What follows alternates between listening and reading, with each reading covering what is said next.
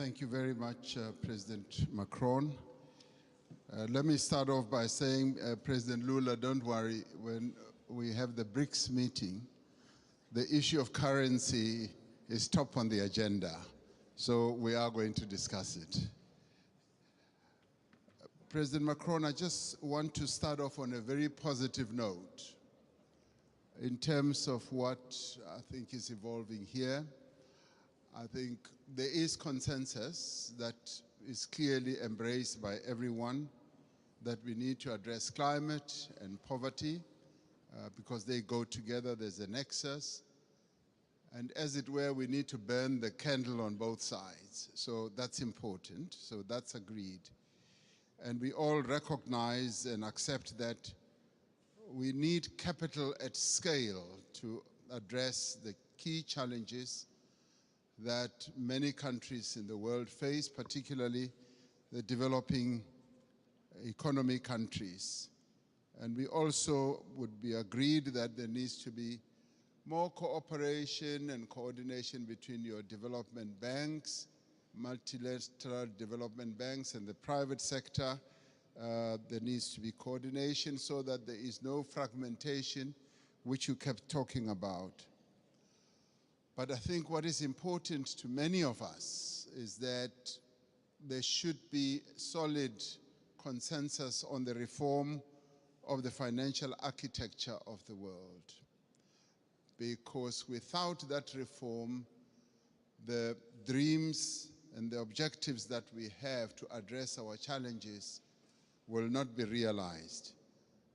And those reforms need to touch on a whole range of issues.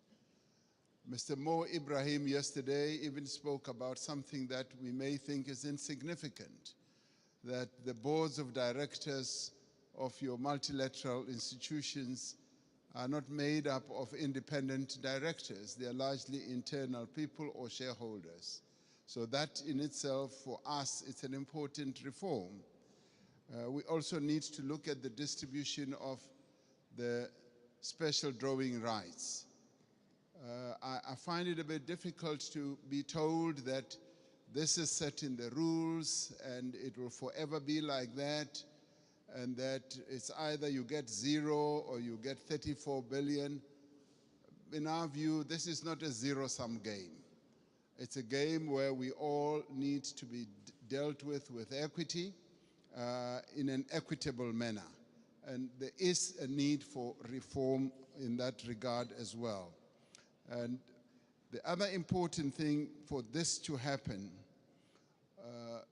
it will help us not to participate as unequal cousins in these institutions. It will help us to participate fully, and so that we don't have a sense that we are beggars, that we are being dealt with out of generosity. I think it's important in the new era that the world is in now that there should be a good measure of equality among sovereign nations.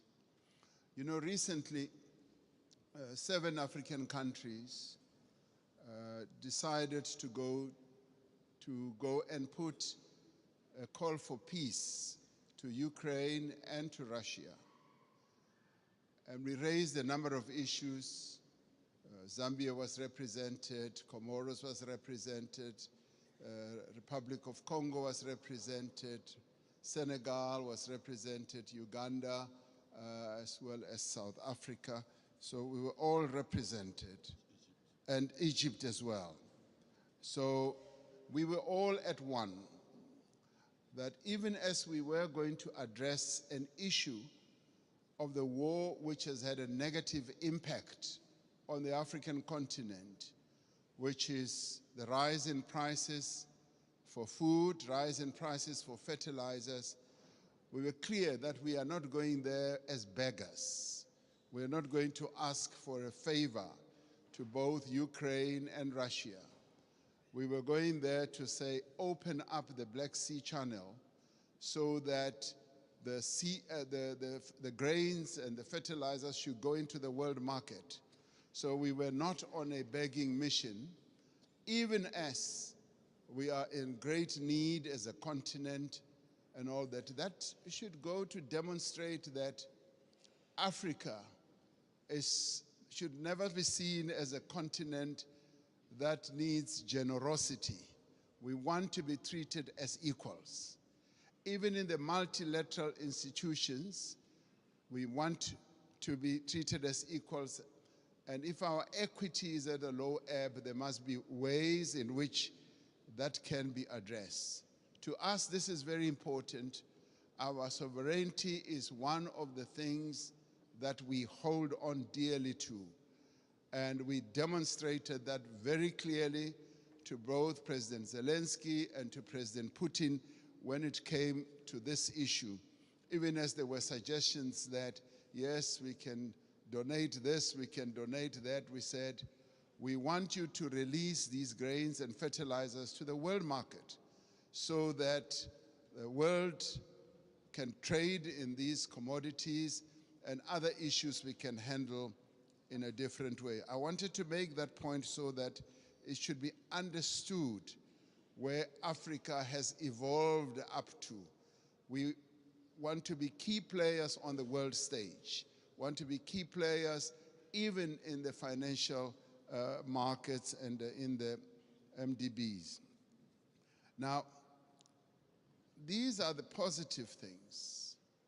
I do, Mr. President Macron, want us to address another issue which to us is a bit of a negative. You will have heard President Sisi talking about the 100 billion that was promised in Paris. President Sassou Nguesso yesterday as well also spoke about it at the dinner. Now, there is that issue that a number of the commitments that have been made have not really been fully lived up to. But before I get into details, let me immediately say that we recognize the many initiatives that have been put on the table, and a number of countries here have done so. Germany has gone out of the way to put a number of initiatives, and the US has also done a number of things. But there have been times when we felt like we were beggars. I played a key role as chair of the African Union during the COVID period. We felt like we were beggars when it came to vaccine availability, when we felt we needed access to vaccines, and the Northern Hemisphere countries had bought all the vaccines in the world, and they were hogging them. And they didn't want to release them at the time when we needed them most. And we felt like we were begging. And at times it felt like they would just be droppings from the table, that yes, we will give you that and that. And let me tell you something that generated a lot of resentment. We resented that, and it got worse when we said we want to manufacture our own vaccines. And when we went to the WTO, there was a lot of resistance, enormous resistance. And we kept saying, what is more important, life or profits by your big pharmaceutical companies? And that too, I must tell you now, generated and deepened that disappointment and resentment on our part, because we felt like life in the Northern Hemisphere is much more important than life in the global South. And these are issues that need to be addressed. And I'm glad that we are all seated here like this, because we've got to get to the heart of these matters and address them. Now, I come to promises that have been made. And Chancellor Scholz was saying, we've got to walk the talk. Yes, we want to see the talk being walked. President Sassou Nguesso yesterday said at the dinner, $100 billion was promised per year. And he was saying, I've never seen that. And many of us will testify that that $100 billion has never really been made available. And this should stand out as something that needs to be addressed. Because sometimes we sit at conferences like this and say, yes, we'll make this available, and we believe you. We believe you, but now the tire must hit the tar. We must now see action flowing from that. Now, I want to then talk about something very practical. President Sassou Nguesso raised it yesterday. He said he would be happy if flowing from this summit, we do something very practical on the infrastructure side. Having said that 600 million people in Africa do not have electricity, and yet we've got all the resources to generate electricity, particularly the mighty Congo River, and that there have been plans to build a number of power stations that will generate, in my calculation, up to 70,000 megawatts. And he said, and I want to speak in support of this proposal, that to prove that these summits are not summits where we just talk, flowing from the Paris COP as well as others, let us now put money on the table and collectively say we are going to address this mega project. A mega project which will in the end generate electricity for up to 12, 15 African countries all at one go. And this is a project that I think the multilateral development banks here working together, the call that you've made, President Macron, can actually fund.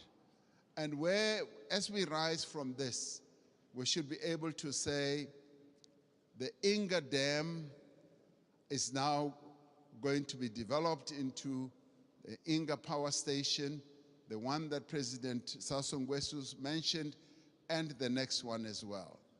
If we can do that, then we as Africans will now be convinced that these summits are really meaningful.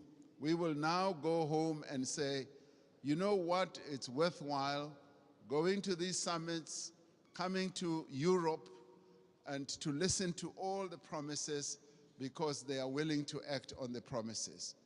This is what President Macron, I believe, will be one of the most important outcomes. The reform of the financial architecture, as well as a practical project, infrastructure project that is going to add a lot of value. President Sisi and I have been talking about a railway from Cape Town to Cairo for years. We will leave that for the next summit, but the one on generating electricity and building power stations on the Inga Dam is the most important, that is immediate, that I believe needs to be addressed now. Let's get that done, and then we will be convinced that you are serious with the promises that you make. Thank you.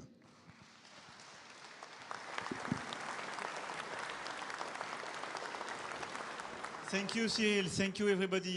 Mesdames et messieurs les chefs d'État et de gouvernement, mesdames et messieurs, en vos grades et qualités, il est temps maintenant de conclure ce sommet et je vais essayer, après les discussions d'hier, le dîner que nous avons eu et l'échange très fructueux qu'il y a eu ce matin, de faire une conclusion opérationnelle. Parce que sinon nous nous quitterons sur des bonnes paroles et il se trouve que